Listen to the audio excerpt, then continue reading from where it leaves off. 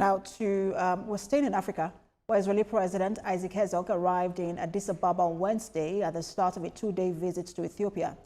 The visit follows Israel's controversial recognition of Somaliland late last year and appears to be a part of diplomatic push to expand Israeli influence in the Horn of Africa. Israel and Ethiopia share long-standing diplomatic relations with cooperation spanning development assistance, agricultural innovation, water management, and security coordination.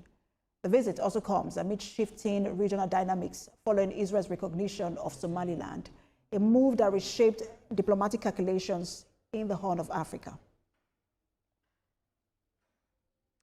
Let's bring in a guest for more of this. The Executive Chairman, 16th Council UK, Dr. Brian Ruben, joins me virtually. Good to have you join us, Dr. Brian. Thank you very much for having me, Precious. So we see President Isaac Herzog in Africa. As a visit, I wanted to speak to Israel's reputation and standing on the continent. We know it's been on the decline recently, but what do you make of it at the moment? And will this visit help to shore up that reputation?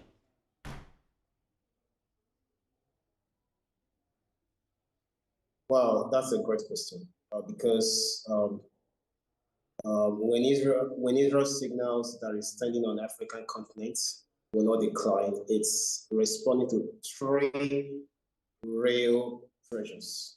The first one is the war in Gaza, because has strained perceptions across parts of Africa. Some African states have leaned rhetorically towards Palestinian positions. External actors are competing aggressively also for influence. So by this visit by Isaac Herzog to Addis Ababa, it's less about optics and more about anchoring relevance. What it means right now is that Israel is shifting from symbolic presence in Africa to structural presence. In the past, engagements was episodic, summits, some aid programs, technical cooperation, but now it's becoming institutional. Security, innovation systems, diplomatic embedding. And Addis Ababa matters because you know that's where it hosts the African Union. So in simple terms, if you want influence in Africa, you show where Africa organizes itself. That's how symbolic it is. In the wake of the Israel-Hamas war, the African Union had condemned the Israel attacks in Gaza. It also condemned Israel attacks in Israel's recognition, rather, of Somaliland. Does Israel have the influence right now, or what rather does it have what it takes to expand its influence in Africa? Does it have what it takes to do what? Expand its influence in Africa. Okay. Yeah, that skepticism is quite understandable because on the surface, the optics look unfavorable to Israel, even right now. And yes, the African Union has taken positions that are critical of Israel over Gaza, as many other organizations did. And tensions around Somaliland recognition debates have also added another layer of sensitivity in the Horn of Africa. So the real question becomes, can Israel expand in Africa at a time when political sentiments appear to be moving the other way? And the short answer is this: influence and popularity are not the same thing.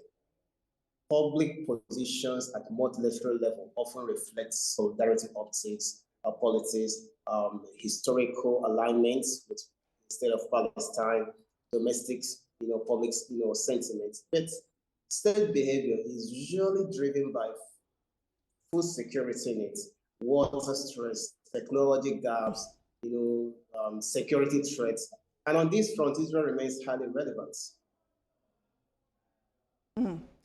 And let's talk about the fact that this visit is also coming after the Prime Minister Netanyahu had talked about how Israel is looking to build a hexagon sort of alliance that would help to counter Iran and his axis of resistance in the Middle East. Again, he mentioned that it was looking to get on board some African countries. I'm wondering if it can really, or if it has enough leverage to form a formal security pact with African countries?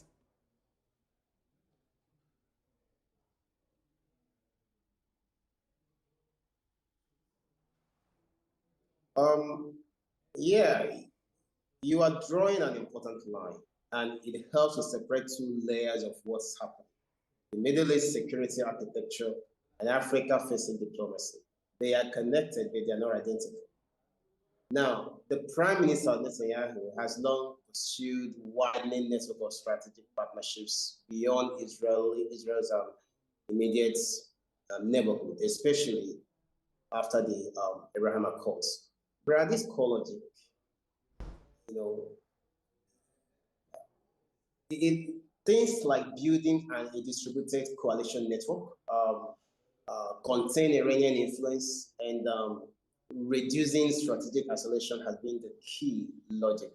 In the Middle East, what it means is Gulf partnerships, intelligence alignment, integrated deterrence thinking.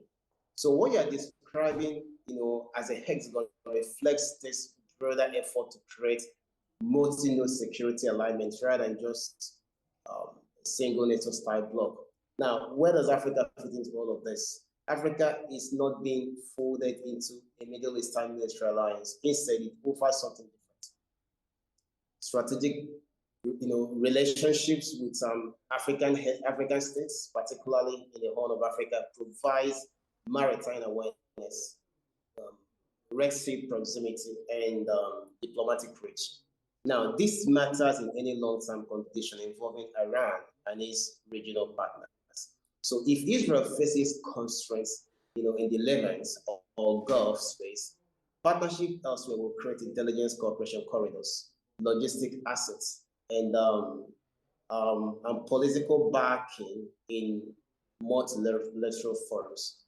So it's not a base system in the traditional sense, it's a resilience network. And again, support on neutrality from African states can dilute diplomatic pressures in global arenas like maybe the United Nations.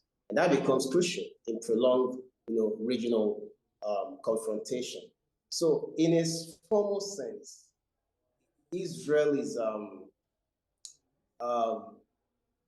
Israel is building security bloc in Africa in a formal sense, but it is clearly Israel is not really building, a security bloc, in a formal sense. However, it is clearly deepening bilateral security ties. All right. It is expanding technologies and security cooperation and cultivating long-term strategic relationships. So this visit by Herzog to Addis Ababa, it reflects this softer approach, presence, but not necessarily projection. So I have about 30 seconds left, and I wanted to ask you if you think that it is, if it has any direct connection, that it is President Isaac Herzog that came for this visit and not Prime Minister Netanyahu, considering that he has, first of all, his reputation at the moment, and then also that he has an ICJ and ICC warrant of arrest. Is that something to note? Okay, so now we're getting into the Lego political layer behind this strategy. You're pointing to constraints on Israel's operational, freedom when it comes to African government, extradition risk, ICC warrants, and reputational vulnerabilities. And honestly speaking, that is a big factor. So, in terms of legal exposure, Israel faces this complex international legal, environment. The ICC warrants creates risk calculus for African governments. Right. Extradition frameworks differs across Africa. But states are sensitive to violating international law or UN mandate. So this doesn't stop Israel from engaging, but it shapes the type and depth of cooperation. You won't see an overt military bases or high-profile security installations, but the cooperation is likely disparate and technical or even advanced. Interesting point you made there. Thank you so much for your time, as always. Executive Chairman, 16th Council UK, Dr. Brian Reuben. Thank you very much. All right, that's What Now. Thank you so much for watching. I am Precious Amayu.